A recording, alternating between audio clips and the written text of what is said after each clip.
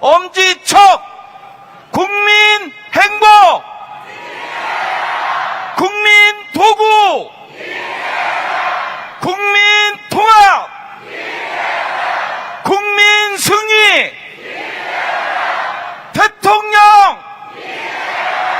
기호 1번. 지금은. 예, 감사합니다.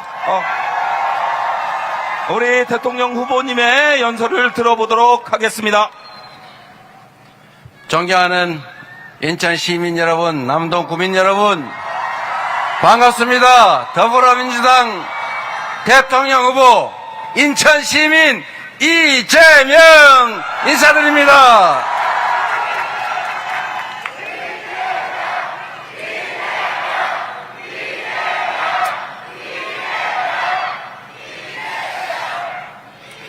제가 인천 시민이 된 지가 3년쯤 지나는 것 같은데, 이제는 정이 들어서 제가 진짜 인천 시민이 된 것 같습니다. 반갑습니다.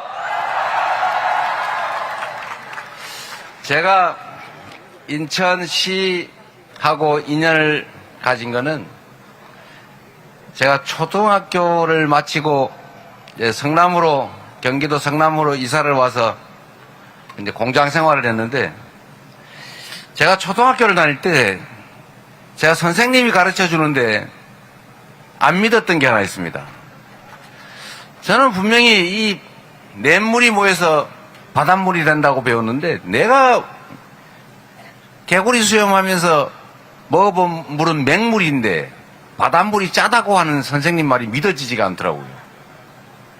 실제로 제가 그걸 믿지 않고 있었는데,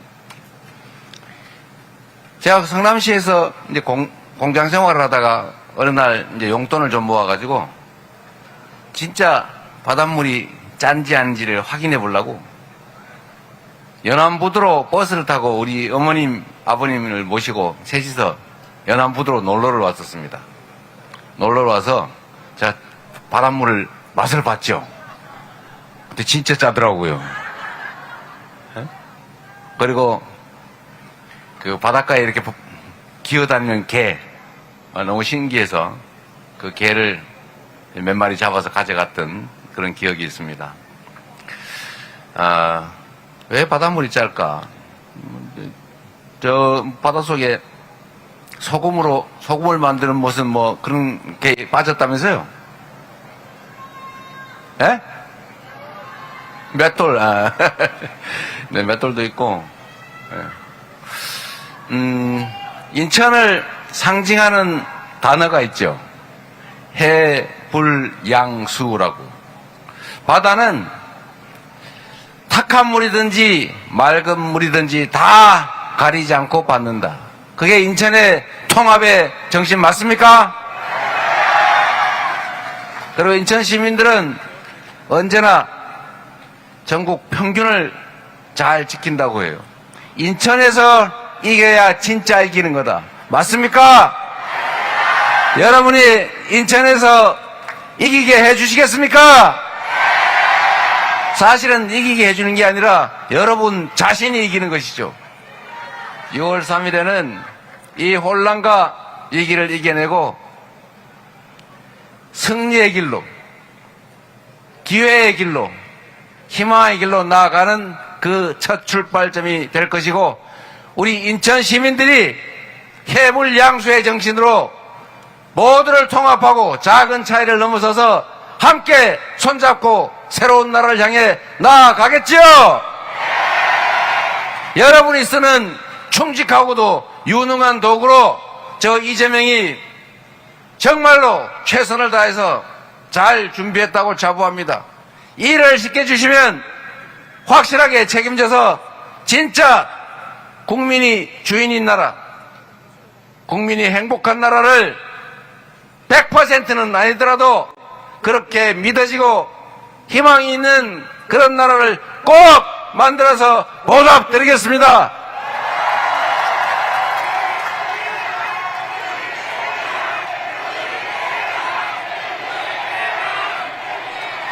사실 인천 하면은 대한민국 최초로 개항된 곳이고 대한민국 근대화가 시작된 곳이기도 합니다. 그리고 지금도 대한민국 성장 발전의 관문 역할을 하고 있죠. 부산이 계속 인천을 비교를 하더라고요. 안타까운 일이죠. 인천도 발전하고 부산도 발전해야 되는데 부산은 퇴락하고 인천은 발전하니까 부산이 자꾸 소외감을 느끼고 있더라고요. 그래서 제가 이제 온난화 때문에 30년대가 되면 북극 항로가 열리게 된다. 이제 그때를 준비하기 위해서는 대한민국이 물류 도시로, 국제 물류 도시로 성장 발전해야 되는데 그 중심이 부산이 될 거다. 부산이 소멸의 위기를 겪고 소외를 심하게 느끼고 있으니까 대한민국 정부 부처 중에 유일하게 딱 한 개만 예외적으로 부산으로 옮겨서 부산을 북극 항로에 대비한, 북극 항로 시대를 대비한 중심 도시로 만들겠다 이렇게 얘기했더니 인천 분들이 야, 해수부를 왜 부산에 주는 건데 인천에 줘야지 이러는 분들이 계시다는 얘기를 들었는데 그런가요 여러분? 뭐 그런 마음 드는 거 당연하죠. 누구나 그런 생각할 수 있습니다. 그런데 여러분, 우리가 함께 사는 세상 아닙니까? 우리는 그거 말고도 많잖아요. 부산은 굶어 죽는데 우리는, 그리고 해수부는 원래 다 세종으로 충청으로 다 가기로 돼 있는 거 아닙니까? 국가기관은. 거기서 더 멀리 가는데 왜 안 돌아오냐고 그러시면 그 멀리 있는 곳이 얼마나 섭섭하겠어요. 그러나 인천은 또 인천대로의 발전 전략을 또 가지면 되지 않겠습니까? 함께 사는 세상, 모두가 기회를 동등하게 누리고 나만이 아니라 너도 살고 협력을 통해서 혼자 살 때보다 둘이 하는 게 셋이 하는 것만큼 더 많은 효율을 내는 그런 진정한 공동체로 우리가 나아가야 하지 않겠습니까? 그리고 인천은 앞으로도 지속적으로 성장 발전할 것이고 제가 명색이 인천 출신의 최초의 대통령이 될지도 모르는데 팔이 안으로 굽는다고 제가 사는 동네를 제가 더 잘 챙기지 않겠습니까 여러분?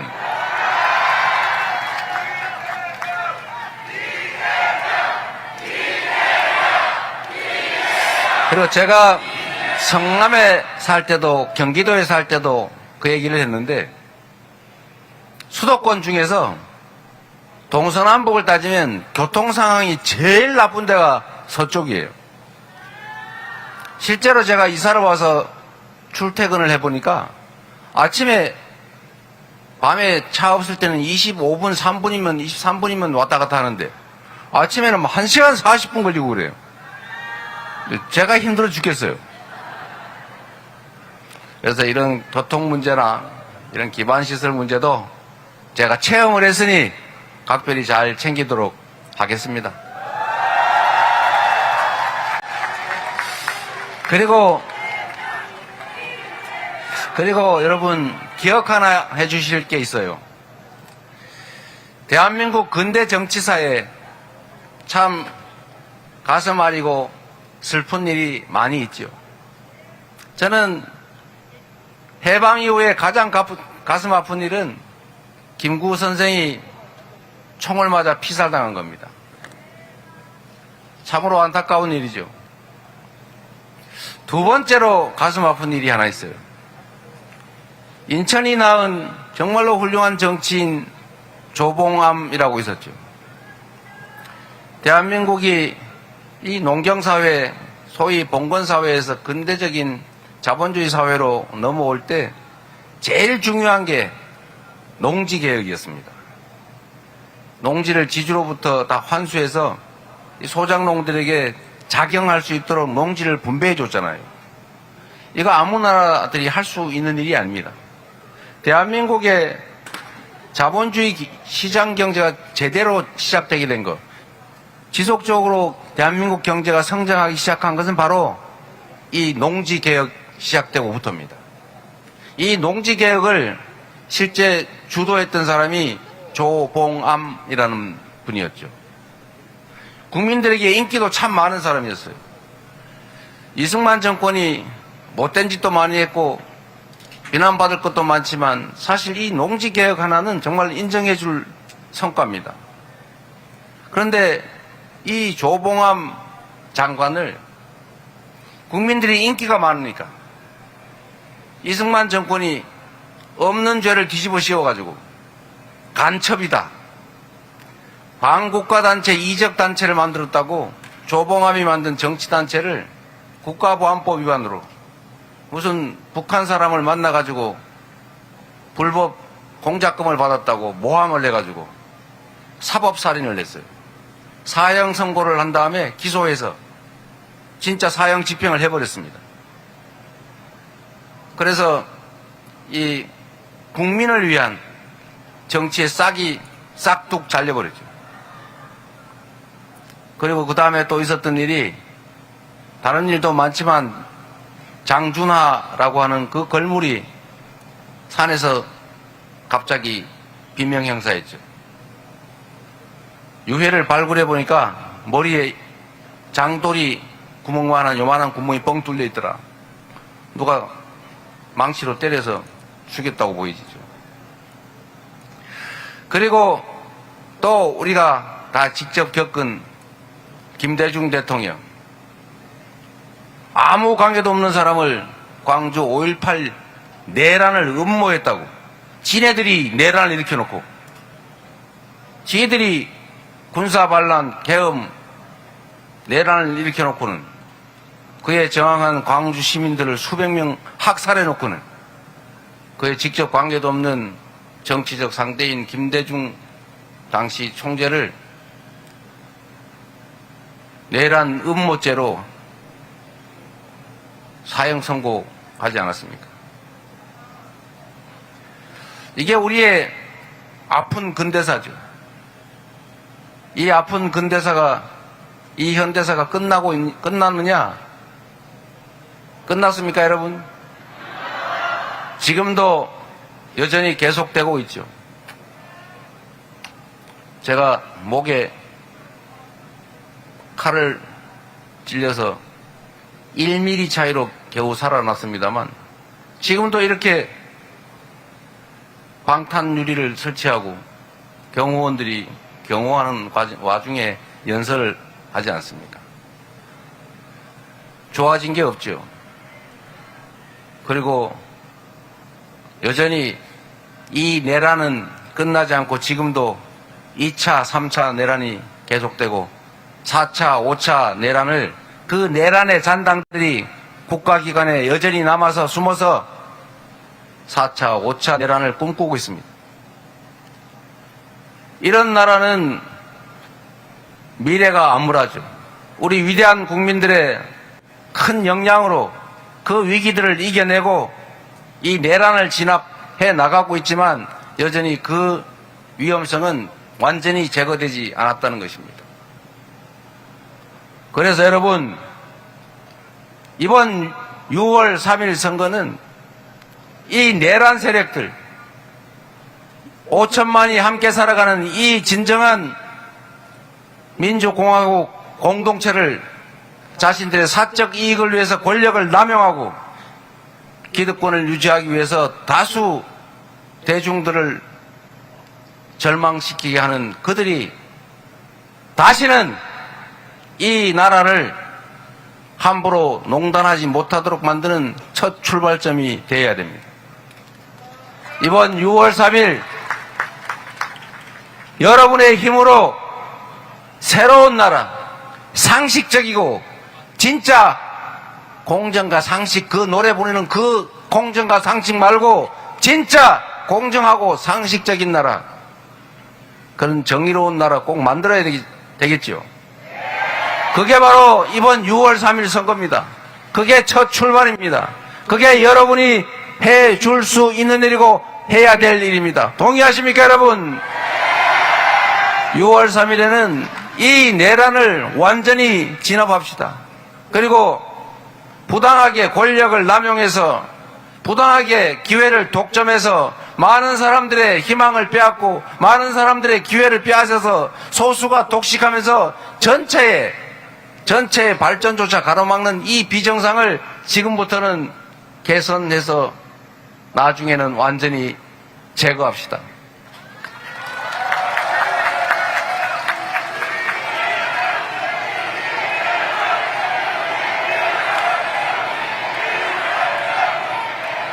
조봉암 장관은 사법살인을 당하지 않았다면 아마 당연히 이승만을 누르고 대통령이 됐을 것이죠. 그리고 대한민국의 역사는 바뀌었겠죠. 이렇게 한순간의 선택이 국가의 운명을 좌우하지 않습니까? 이번 6월 3일은 이 대한민국이 과거로 계속 퇴락해 갈 건지 희망의 미래로 나아갈 것인지 망할 건지 흥할 건지 국민을 위한 나라가 될 것인지 국민이 이용당하는 나라가 될 것인지 진짜 민주공화국이 될 것인지 가짜 공화국이 될 것인지가 결정됩니다. 그 첫 출발은 바로 여러분의 손에 달려 있습니다. 투표지는 총보다 강합니다. 투표가 탱크보다 강하다. 바로 여러분 한 분 한 분이 새로운 역사를 만드는 바로 그 총알이다. 동의하십니까, 여러분? 자신 있습니까? 할 수 있습니까? 준비됐죠? 확실하게 해 지웁시다, 여러분.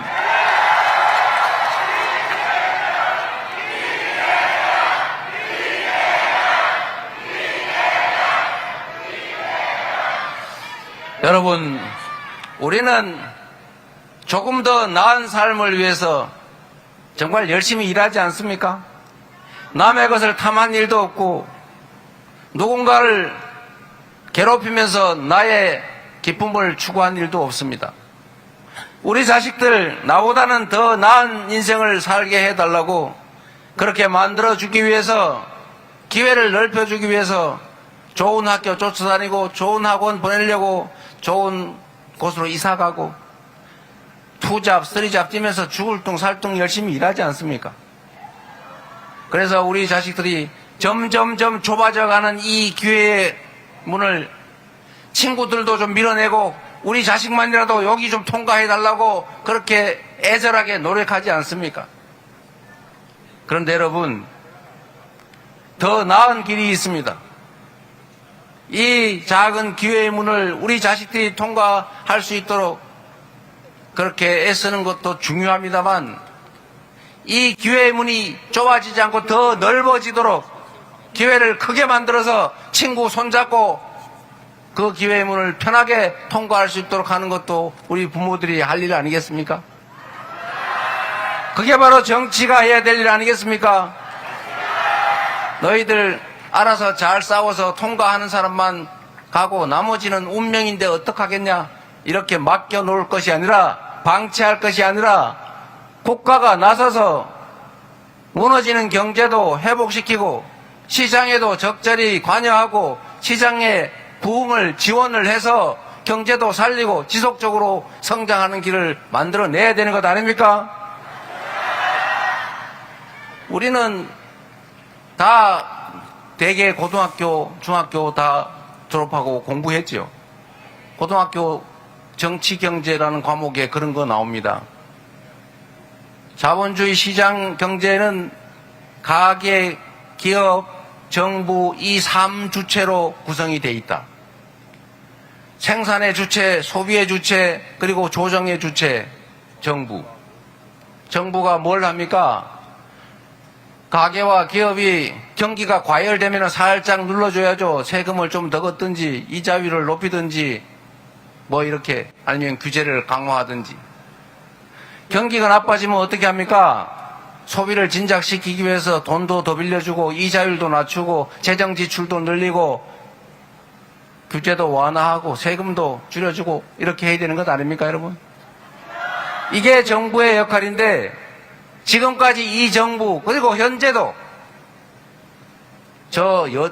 구여권 당이 하는 거 한번 잘 보십시오. 이 중에 이 불경기에 해야 될 일이 몇 가지가 있는데 딱 한 개 하고 있어요. 부자 세금 깎아주는 거. 반대로 하고 있다는 겁니다. 이럴 때는 정부의 재정 지출을 늘려서 저기 오락실 929 노래타운 이런 데도 매출 좀 올려가 먹고 살 수 있게 해줘야 되는 것 아닙니까? 동네 골목이 다 말라 비틀어져 가지고 사람들은 불안해서 소비를 전혀 하지 않아요. 그 조금 있는 것조차도 소득조차도 줄어들고 있지 않습니까? 경제가 마이너스 성장, 즉 쪼그라들고 있다. 1분기가 0.2% 쪼그라들었다고 합니다. 역성장. 이럴 때 정부가 하는 것은 재정 지출을 늘려서 동네에 돈이 돌게 하는 거예요. 내가 이 너무 당연한 것들을 이해를 못하고 부자 세금 깎아주려고 그러고 지방엔 그냥 시장은 따라서 할 거야 방치하면서 그게 마치 자유인 것처럼 착각하고 있는 집단이 있길래 제가 좀 이해를 하라고 이렇게 얘기를 했어요. 아무것도 없는 동네라도 경제가 사실은 100만 원이 있더라도 그게 딱 멈춰 있으면 불경기 그리고 공황이다. 그게 경제는 순환이다. 100만 원을 가지고 있어도 누가 움켜쥐고 꼼짝 안 하면 그게 경기 침체죠. 불경기죠. 돈이 돌지 않으면 돈이 아니잖아요.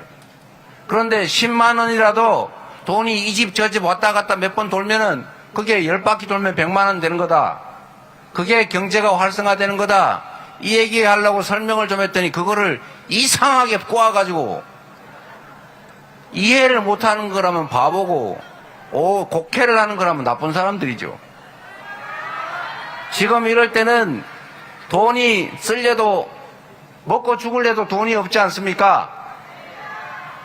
먹고 죽을래도 돈이 없으면 어떻게 해야 돼요? 정부가 재정 지출을 늘려서 하다못해 뉴딜 정책이라고 그때 미국이 대공황에 빠졌을 때 정부가 일자리 만들려고 돈 쓰잖아요. 그때 쓸데없는 댐 만들었잖아요. 그 사람들한테 먹을 거리도 무료로 나눠줬지 않습니까? 그러니까 돈이 돌잖아요. 노동자들한테 집단 행동할 권리도 부여해서 소위 노동상권을 부여해서 사용자들하고 대등하게 싸우라 이걸 허용해서 임금이 더 많이 받게 되니까 그래서 소비가 더 늘고 골목이 살고 일자리가 생기고 그것 때문에 기업들도 팔기 생기고 그래서 다시 살아난 거 아닙니까? 이럴 때 정부가 돈을 안 쓰면 언제 돈을 쓸 겁니까 대체?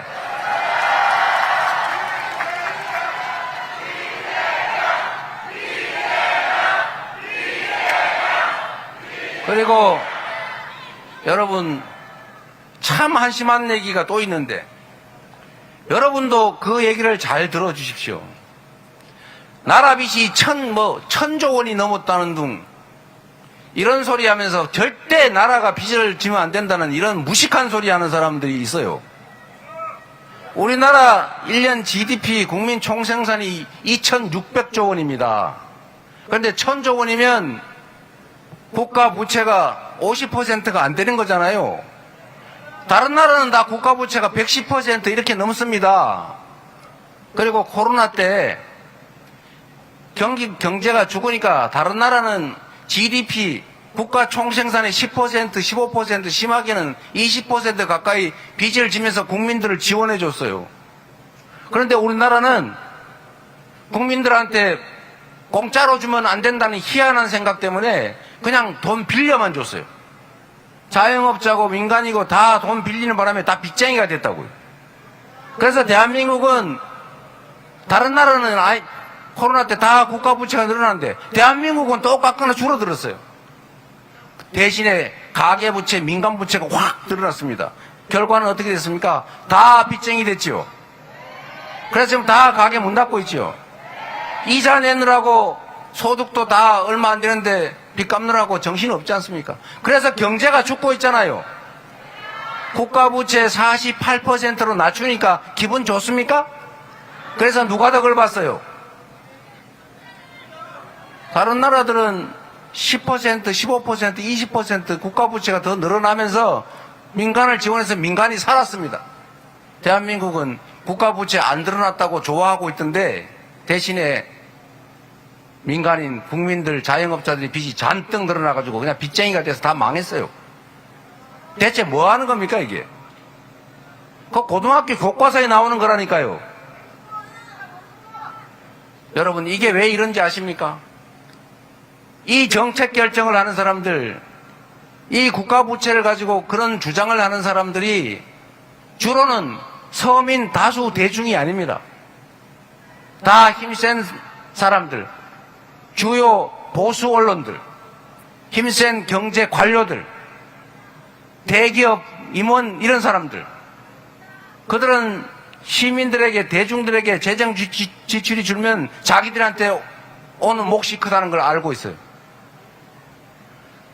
여러분 인천시나 예를 들면 구청도 마찬가지입니다. 다른 지역은 저기 호남의 민주당 단체장들은 제가 자꾸 압박을 해가지고 지역화폐로 30만원씩 50만원씩 지급하는 곳이 많아요. 여기는 안 하죠. 똑같은 예산을 가지고 왜 거기는 하는데 여기는 못합니까? 그러면 그쪽 지역들은 그 지원을 하는 파주시나 이런 데는 돈이 남아서 있습니까? 거기가 뭐 빚을 더 졌습니까? 아니면 세금을 더 걷었습니까? 똑같은 예산 가지고 똑같이 쓴 거 아닙니까? 그런데 지역화폐로 10만 원을 지급하면 받는 사람은 10만 원 당연히 늘죠. 그런데 그 사람 10만 원 지역화폐로 줬으니까 무조건 그 동네 골목에 써야 되죠. 100% 썼으니까 그러면 소득이 어딘가에서 10만 원이 늘었겠죠.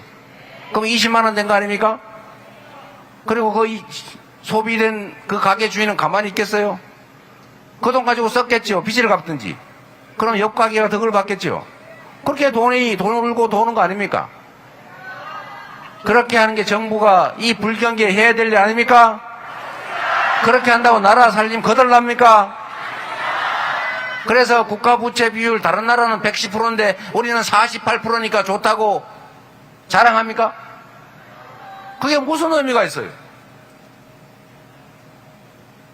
나라 살림은 나라 자체를 위해서 하는 것이 아니라 국민을 위해서 하는 것입니다. 맞습니까? 그 국민도 힘센 소수가 아니라 힘없는 다수, 최대 다수의 최대 행복을 추구하는 게 바로 정치, 국정 아닙니까? 우리 국민들이 너무 힘들잖아요. 길이 있지 않습니까? 가능하지 않습니까? 왜 안 합니까? 국민을 위한 진짜 정치, 경제를 회생시키고 지속적으로 성장, 발전하는 길을 찾아낼 준비된 민주당, 준비된 대통령 후보 누구라고요?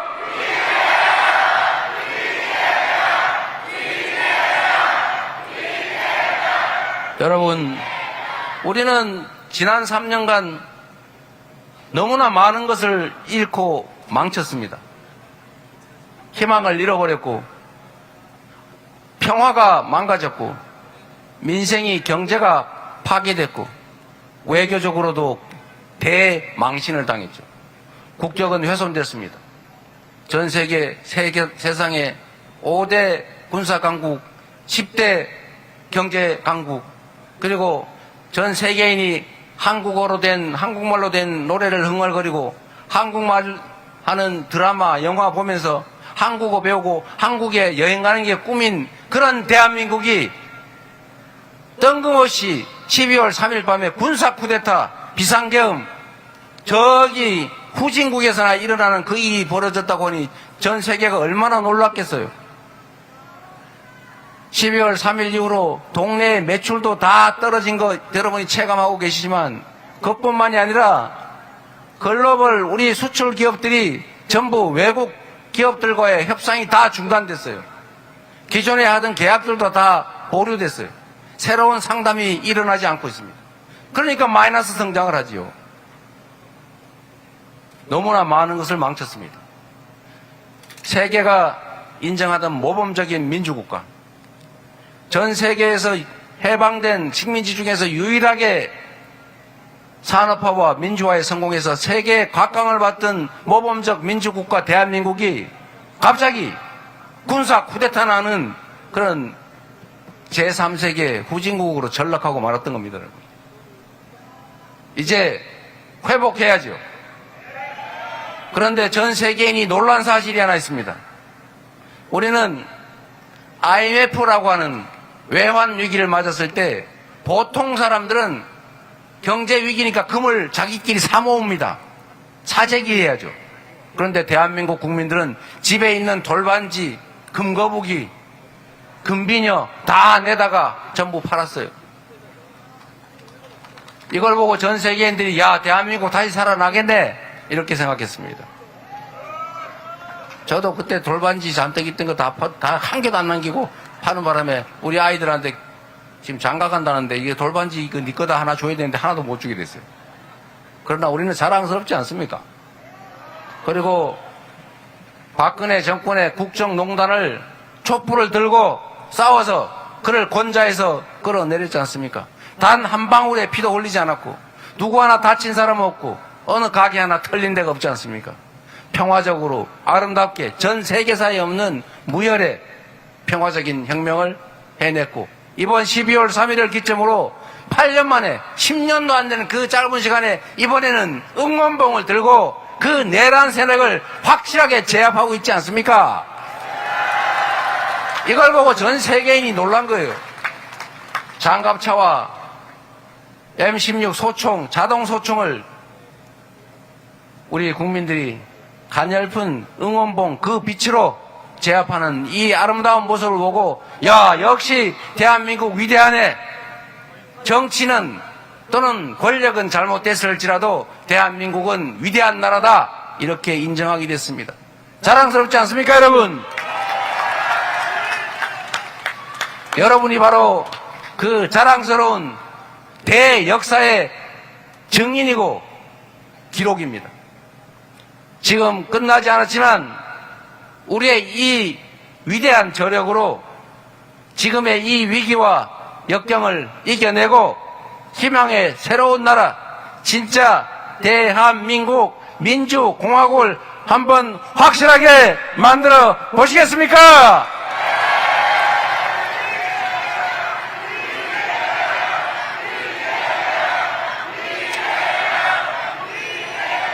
자신감을 가지면 좋겠습니다. 우리는 위대한 나라이고 위대한 국민들입니다. 바로 여러분이 세계사에 없는 위대한 혁명을 해내고 있는 혁명 전사들입니다. 이겨냅시다. 이겨낼 수 있습니다. 그리고 우리는 6월 3일을 기점으로 역사적 분기점을 긍정의 방향으로 희망의 나라로 찬란한 보물을 향해서 가게 될 것입니다. 우리는 준비되어 있습니다. 그리고 그 최일선의 저 이재명과 민주당이 그리고 여기 계신 우리 인천의 국회의원님들, 원내위원장들 함께 하겠습니다.